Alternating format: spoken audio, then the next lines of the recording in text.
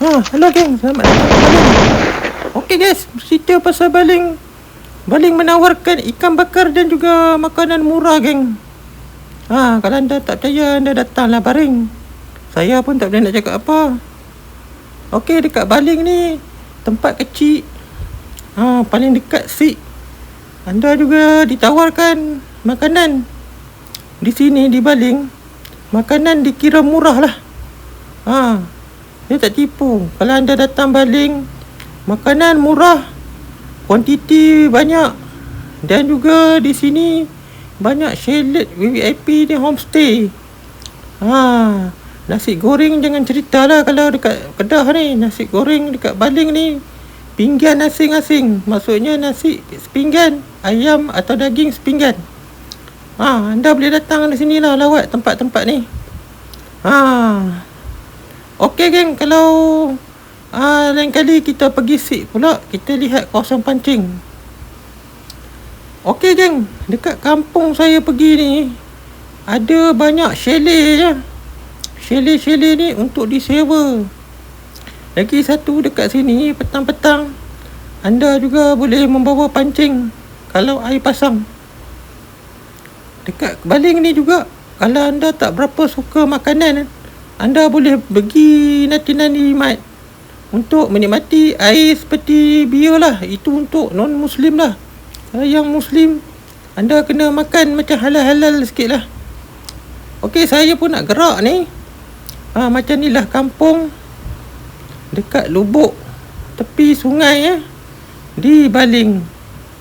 Dekat sini kalau hari cuti tu memang ramai. Hari ni hari tak cuti. Jadi boleh dikatakan Alustar dengan Baling ni, Alustar tu kira tak boleh lawan Baling lah. Disebabkan Baling ni untuk aktiviti hiking, pancing dan juga mandi. Baling juga berdekatan dengan Bandar Sik. Bandar Sik ke Baling lagi cantik geng. Ada tasik pedu geng. Okey, macam ni lah keadaan di Baling. Tempat dia masih cantik lagi. Sekejap lagi kita gerak ke air panas geng. Air panas ni jalan nak ke Sik lah. Boleh tembus hingga Jelai. Okey geng, ni ladang lembu orang kampung bela lembu. Lagi satu, kalau anda seorang yang suka makan daging babi, daging lembu, anda boleh datang ke Baling, kerana Baling ni daging lembu dia murah. Dia murah sebab sini orang jual tepi jalan je lembu. Dia macam Kelantan. Okey, sekarang saya dah gelak. Saya dah gerak tempat ni. Ni semua bangunan baru ni. MB kawasan Baling ni Sanusi. Sekarang kita gerak. Mana jalan ni? Okey geng, Baling juga kalau anda nak duduk sini, anda perlu ada pencen dalam 2,000-3,000. Cukuplah anda duduk sini. Anda tak perlu masak.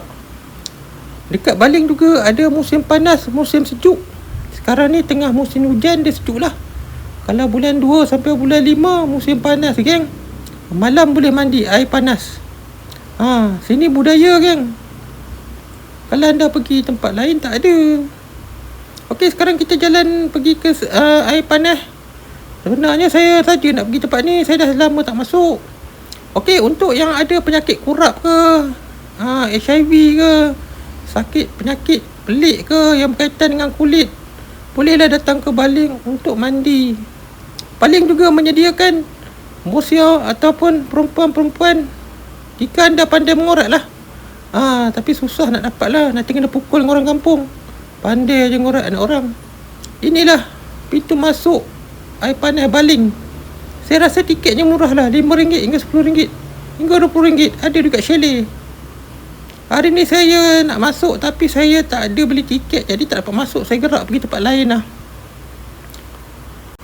Apa pun Baling ni kalau anda ada 200-300 dah cukup lah. Tempat ni dah cantik. Sini juga ada kampung orang asli. Dulu masa saya datang 10 tahun dulu, 20 tahun dulu, banyak tempat orang asli. Okey, jom kita singgah musola. Saya panggil musola Mudula. Kita rehat dulu, singgah. Manalah tahu kan. Hari ni esok mana tahu meninggal ke. Okey, ini masjid dekat air panas lah. Masjid ni tak ramai. Penduduk asalnya ramainya dah yang dah pergi ke alam barzah. Yang ada ni anak-anak lah. Dekat kiri kanan jalan ni, anda kalau minat makan rambutan boleh minta. Tapi jangan risaulah, banyak orang jual rambutan. 2-3 ringgit dapat. Ini bukti saya beli rambutan. 2 ringgit je. Benarnya saya saja singgah. Tapi saya tengok rambutan ni dah lama saya beli. Okey geng, berjumpa lagi di Pekan Baling. Bye.